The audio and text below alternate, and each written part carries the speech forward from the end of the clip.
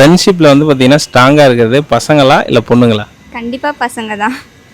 அவங்க எப்பவுமே ஒன்றா தான் இருப்பாங்க. எங்களால் ஒரு சில டைம் எங்களால் வர முடியாது, ஆனால் அவங்க எப்போ எந்த டைம்னாலும் வந்துருவாங்க. பிரச்சனைன்னு கூப்பிட்டா ஃபஸ்ட்டு போய் நிற்கிறது பசங்க தான். பொண்ணுங்களால் அவ்வளோ சீக்கிரம் எங்கேயும் போக முடியாதுல்ல, அதனால். இதுக்கப்புறம் அதை மாற்றுறதுக்கு வாய்ப்பு இருக்கா இல்லை அதுதான் நடைமுறையா? தெரியல, எல்லாம் கோஆப்ரேட் பண்ணால் மாற்றிடலாம். பொண்ணுங்க எல்லாம் கோஆப்ரேட் பண்ணால் எல்லாம் ஒரே மாதிரி தான் மாற்றிடலாம் கண்டிப்பாக. இல்லை அதுதான் கல்யாணம் ஆகிற வரைக்கும் தான் அந்த ஃப்ரெண்ட்ஸு பொண்ணு. நாங்கள் அப்படி தான் இருப்போம். ஆனால் கான்ஃபிடென்ஸாக சொல்லுவோம், அதுக்கு பின்னாடி அப்படி தான் இருப்போம்.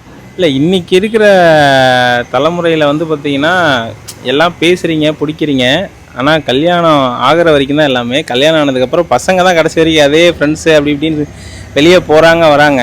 வீட்டில் இருக்க பொண்ணுங்க வந்து பார்த்தீங்கன்னா வெளியிலே போக முடியல கல்யாணம் ஆனதுக்கப்புறம் அப்படின்ற மாதிரி நிறைய பேர் வருத்தமாக சொல்கிறாங்க. எப்படி நீங்கள் எப்படி அப்படியே இருப்பீங்களா இல்லை? எங்களுக்கு இருக்கிற மாதிரி தலைமுறையை நாங்கள் மாற்றிப்போம். எங்களுக்கு தகுந்த மாதிரி மாற்றி எதை வச்சு சொல்கிறீங்க? எங்களோட நாங்கள் அப்படி தான் இருப்போம்ட்டு. நாங்கள் அப்படியே இருந்தால் எங்களை யார் மாற்ற முடியும்? சரி, உங்களுக்கு அந்த மாதிரி ஒரு ஹஸ்பண்ட் அமையலைன்னா என்ன பண்ணுவீங்க? நாங்கள் மாற்றிடுவோம்.